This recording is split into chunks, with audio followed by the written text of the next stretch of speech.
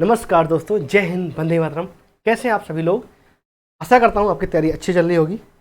तो ये बात है, अगर आप किसी भी एग्जाम की तैयारी करते हैं और आपको मैथ में दिक्कत होती है, वो दिक्कत आपको खत्म होने वाली है, क्योंकि अब आपके साथ है मैथ्स गुरु साथ में।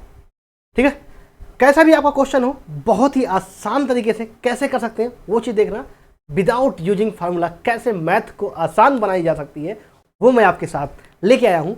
आइए सबसे पहला क्वेश्चन शुरू करते हैं। क्वेश्चन पढ़ना और एक बार मैं आपको भी चैलेंज करता हूं, आप करके दिखाना, बाकी तो मैं हूं ही, करूंगा ही। एक दुकानदार अपने क्रय मूल्य पर 22.5% के मुनाफे से उम्मीद करता है। यदि हफ्ते में उसकी कुल बिक्री 392 रुपये हुई थी तो उसका लाभ क्या है? उसका प्रॉफिट बताना है आपको। A shopkeeper except a gain of 22.5% on his cost. If in a week the total sale was the 392 rupees, what was profit? Profit पूछा है आपसे, उसकी भाई प्रॉफिट क्या है, उसका क्या है भाई बताना है आपको। एक्चुअल प्रॉफिट पूछा है आपसे, वास्तविक लाभ पूछा है। अच्छा एक बात बताओ, लाभ पता करने के लिए हमें विक्रय मूल्य तो दे रखा है, लेकिन हमें पहले क्रय मूल्य पता करना पड़ेगा। हमें बच्चे क्रय मूल्य पता करना पड़ेगा। ठीक है, क्रय मूल्य पता चल जाए उसका तो हम तो लाभ निकाल ही देंगे। है भाई, बिल्कुल आसान तरीके से। देखो ये क्या है आपका 392 रुपये, ये आपका क्या है, विक्रय है। एसपी क्या है आपका 392 रुपये। अब अगर आप सीपी पता करोगे, ये एसपी क्या है 392 रुपये कैसे आया? अगर उससे 100 रुपये में खरीदा होता तो अब उसे प्रॉफिट कितना चाहिए? 22.5% का।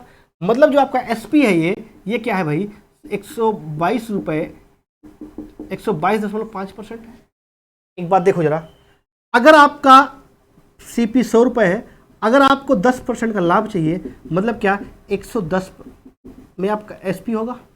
उसी तरीके से इसने 22.5% का लाभ कमाया है, तो मतलब क्या इसका जो विक्रय मूल्य होगा 122.5% होगा। हाँ भाई, अगर मैं सीपी निकालना चाहूँ तो सीपी अपने आप में क्या होगा भाई 100% होगा।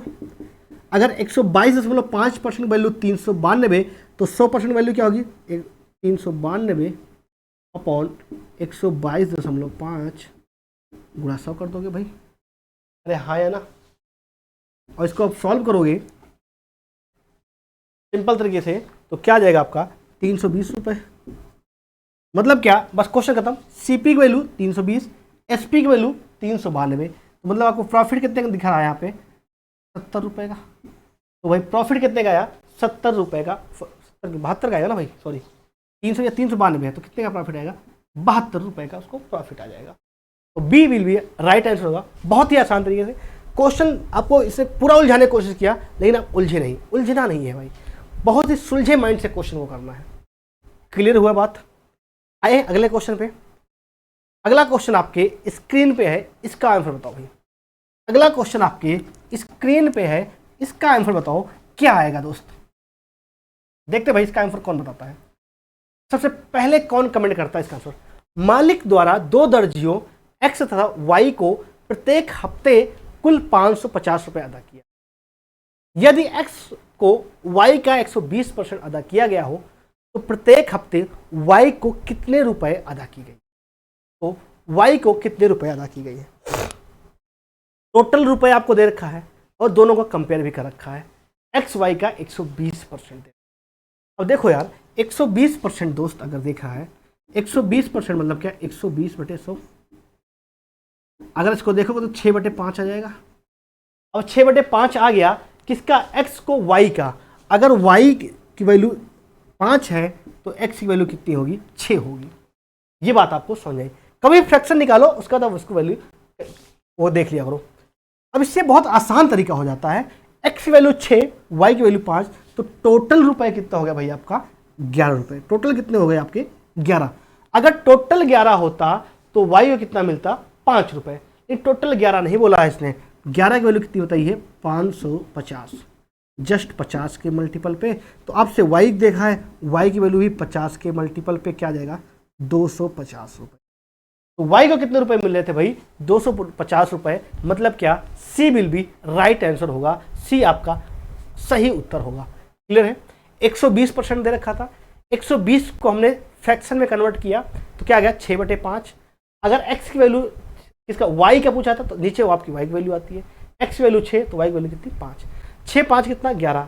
अगर टोटल 11 रुपये होता तो वाई को मिलता 5, नहीं टोटल 11 नहीं था, कितना था 550। 11 की वैल्यू 550 तो वाई की वैल्यू 250 हो जाएगी, मतलब 5 की वैल्यू क्या हो जाएगी 250। क्लियर हुआ? आसान सा लगा या नहीं लगा? मज़ा आया कि नहीं आया? अगर मज़ा आया तो अगर आपने चैनल को सब्सक्राइब नहीं किया तो सब्सक्राइब करो और अपने दोस्तों पर शेयर जरूर करना यार, एक बार जरूर बताना उन्हें। आओ अगला क्वेश्चन आओ, अगला क्वेश्चन पे आओ भाई। इस क्वेश्चन को करो, ये आपका ट्रिग्नोमेट्री से क्वेश्चन है भाई, इसका आंसर बताओ, देखते हैं कौन बताता है। जल्दी से बताओ भाई। एक बार तब तक फार्मूला को लिख देता हूँ, फार्मूला शायद सब लोग जानते ही होंगे, जो ना जानते होंगे मैं बता ही देता हूँ। tan थीटा और cot थीटा वाला वैल्यू आप जानते होंगे भाई।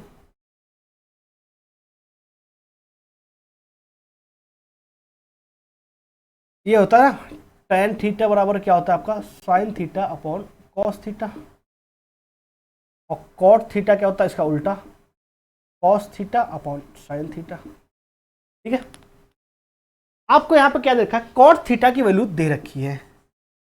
ठीक है, इसकी वैल्यू कितनी दे रखी है 4, और आपसे पूछा क्या है 15 sin theta plus 3 cos theta upon 15 sin theta minus 3 cos theta. अच्छा बहुत आसान था, 15 sin थीटा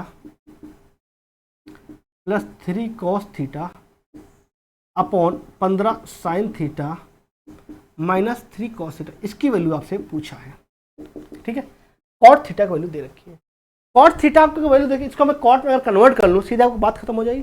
पूरे को मैं sin थीटा से क्या करता हूँ भाई डिवाइड कर देता हूँ।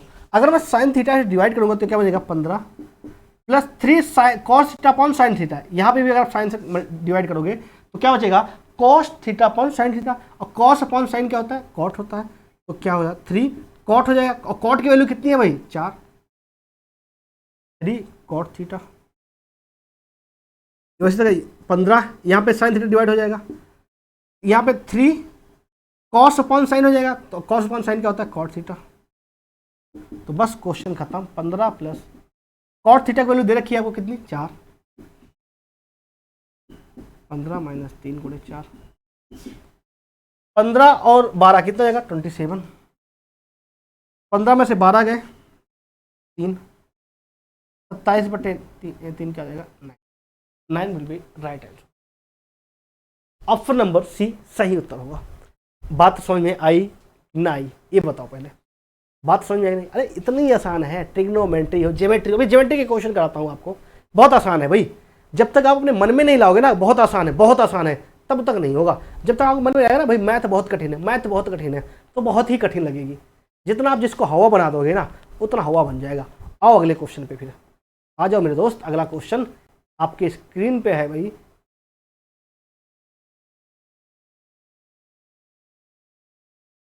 इसका आंसर बताओ यार,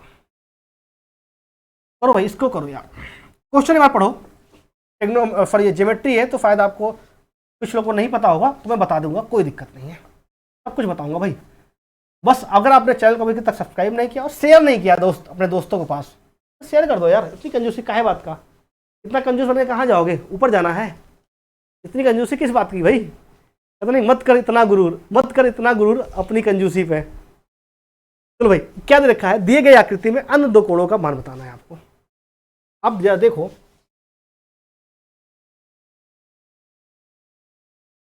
ये दे रखा है आपको 115, ये दे रखा है आपको 45,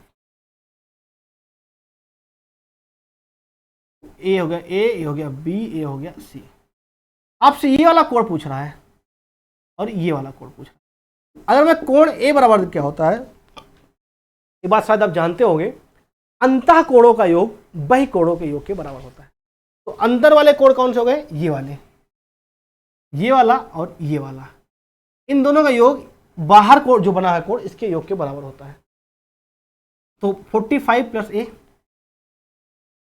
45 प्लस एंगल ए बराबर कितना होगा आपका 115। तो एंगल ए बराबर क्या आ जाएगा आपका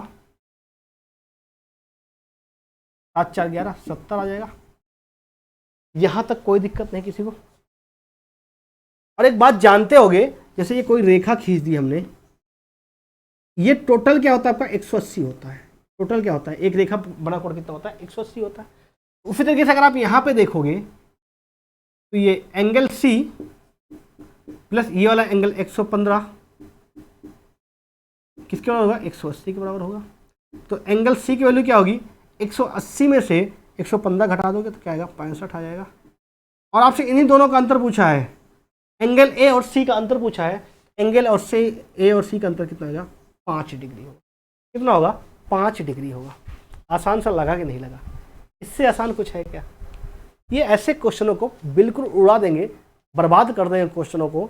जैसे यूक्रेन को रशिया बर्बाद कर रहा है, वैसे आप बर्बाद कर दोगे मैथ के सभी क्वेश्चनों को। बस जो अगर हमारे चैनल पर पहली बार जुड़े हैं तो चैनल को सब्सक्राइब करेंगे, लाइक करेंगे और शेयर करेंगे।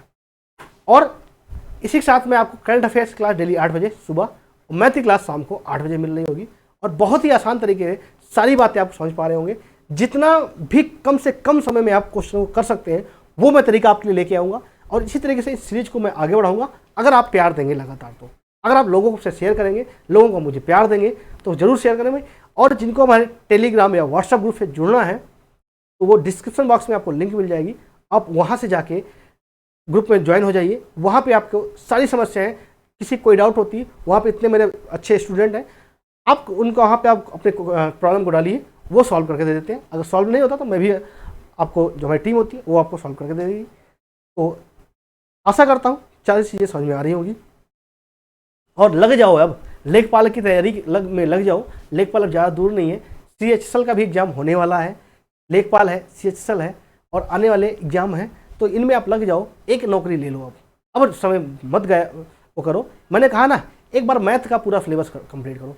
मैथ का पूरा सिलेबस मैंने आप इसी चैनल पे करा रखा है, एक बार वहाँ पे आप जाके गो थ्रू कर लीजिएगा। डिस्क्रिप्शन बॉक्स में लिंक मिल जाएगी हर चैप्टर की। फिर आपके बाद यह मैं प्रैक्टिस कराता रहूँगा। ठीक है, मिलते हैं नेक्स्ट वीडियो में। जय हिंद, बनने वाला हूँ दोस्तों।